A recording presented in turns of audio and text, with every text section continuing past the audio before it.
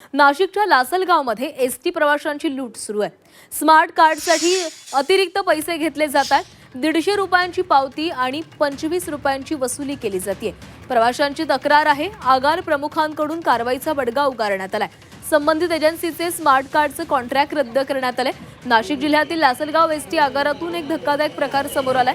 विविध शासकीय योजनांसाठी लागणाऱ्या स्मार्ट कार्डच्या नावाखाली वृद्ध प्रवाशांची लूट होत असल्याच्या तक्रारी पुढे येत आहेत। स्मार्ट कार्ड बनवण्यासाठी नियुक्त केलेल्या महिला एजंटकडून ठरलेल्या दरापेक्षा जास्त पैसे आकारले जात असल्याचा आरोप प्रवाशांनी केलाय। साधारण 150 ते 200 रुपयांमध्ये मिळणारे स्मार्ट कार्ड तब्बल 250 रुपयांना दिलं जात असल्याने नागरिकांमध्ये संतापाची लाट उसळली आहे।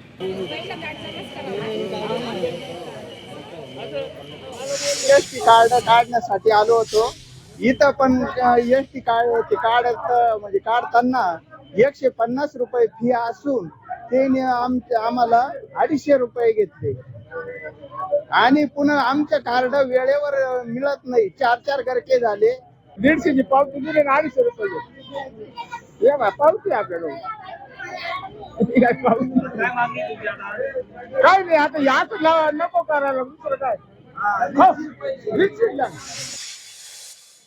दरम्यान याबाबत प्रवाशांनी थेट आगार प्रमुखांकडे तक्रार दाखल केली असून आगार प्रमुखांनी तत्काळ कारवाई करत संबंधित एजन्सीचं कॉन्ट्रॅक्ट रद्द केलेलं आहे। याबाबत आगार प्रमुखांसोबत चर्चा केलेली आहे। आमचे प्रतिनिधी सुदर्शन खिल्लारे यांनी।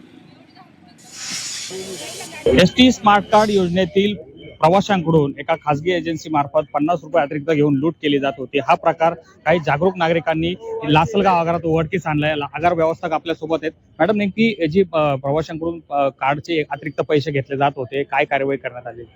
हे बंद करण्यात आलेले जे प्रतिनिधी आहेत त्यांची नियुक्ती बंद करण्यात आली। त्याच्या अगेन्स्ट दुसरा प्रतिनिधी नेमण्यात येईल इथे ईबिक्स प्रतिनिधी मार्फत। अनेक इथल्या प्रवाशांच्या तक्रारी की त्यांच्याकडनं जे 50 रुपये अतिरिक्त घेतले गेले, आता त्या पैशांचं काय होणार? नाही, इथून मागे तर नाही घेतले। आज पहिल्यांदा तक्रार आलेली आहे। तरी पण आम्ही त्यांचं एजंट नेमणूक रद्द करण्यात येत आहे आमच्या मार्फत एसटी महामंडळामार्फत। सदर एजंटची नेमणूक तात्काळ रद्द करण्यात येऊन नवीन एजन्सी मार्फत या स्मार्ट कार्ड काढणीसाठी कंत्राट दिले जाईल, अशी माहिती आगार व्यवस्थापकांनी दिली आहे। Sudarshan Khillare, Zee Media, Lasalgaon, Nashik.